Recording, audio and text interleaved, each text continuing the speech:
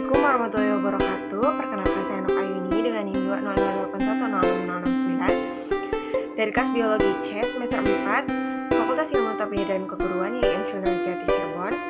Di sini saya akan memaparkan materi mengenai acara praktikum pertama ekologi umum tentang siklus biogeokimia.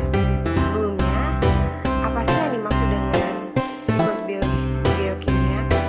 Nah, siklus biogeokimia atau daur biogeokimia merupakan suatu daur yang diperlukan untuk kelestarian makhluk hidup dan ekosistem. Jika daur ini terhenti, maka kelestarian makhluk hidup dan ekosistem akan terancam. Menurut Wardani 2019. Kemudian menurut Roziati 2017 mengatakan fungsi daur biogeokimia adalah memutarbalikkan unsur-unsur kimia di alam yang dibutuhkan oleh organisme agar kelangsungan hidup organisme dapat terjaga dengan baik melalui pemenuhan material organik di awal. Daur biogeokimia terdapat 5 daur diantaranya daur hidrologi, daur nitrogen, daur karbon, dan daur oksigen yang berkaitan. Kemudian ada daur sulfur dan daur fosfor.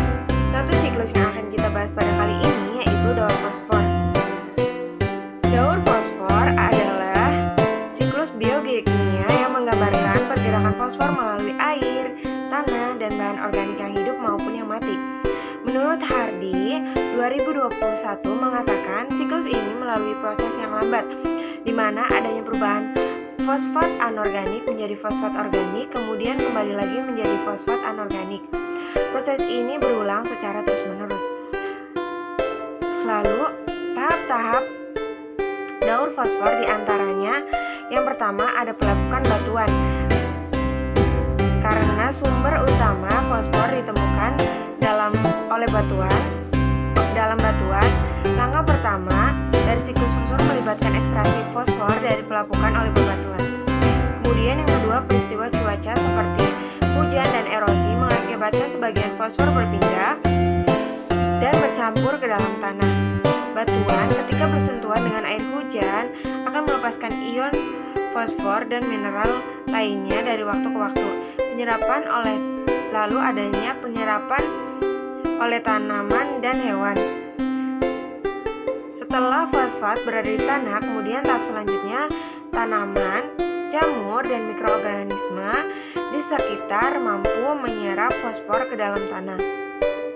Tanaman ini nantinya juga memungkinkan untuk dikonsumsi oleh hewan herbivora. Beberapa hewan herbivora kemungkinan mati, lalu kembali ke lingkungan melalui dekomposisi yang dilakukan oleh dekomposer, di mana fosfat kemudian kembali masuk ke dalam molekul organik seperti DNA, dan ketika tumbuhan atau hewan mati kemudian membusuk, maka fosfat organik akan dikembalikan ke tanah melalui dekomposisi yang dilakukan oleh mikroba. Bakteri di tanah kemudian memecah bahan organik menjadi bentuk-bentuk fosfat yang dapat diserap oleh tanaman, dan ini juga merupakan proses yang disebut mineralisasi. Fosfor dalam tanah dapat berakhir di saluran air dan lautan dan dapat masuk kembali ke sedimen dari waktu ke waktu.